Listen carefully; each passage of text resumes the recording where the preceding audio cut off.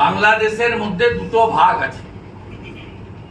একটা সিএতে বলা আছে ধর্মীয় উৎপীড়নের কারণে যারা আসবে তারা শরণার্থী, তাদের জন্য নরেন্দ্র মোদীজি আছে, অমিত শাহজি আছে, বিজেপি আছে, খুব ক্রিস্টাল ক্লিয়ার, তারা শরণার্থী।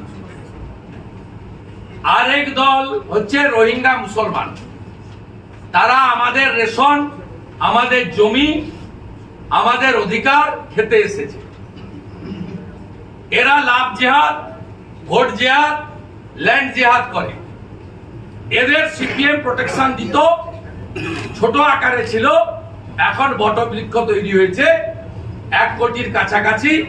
এটা মমতা ব্যানার্জি দেয়, কারণ তারা একদম চিহ্নিত ভোটার, তারা কোথায় ভোট দিবে সবাই জানে। তাদের বাড়ি প্রতি 1 কোটি টাকা করে দিলেও তারা জানে তাদের খালাকে, তাদের আপাকে, তাদের বুবুকে, তারা সেখানেই ভোট।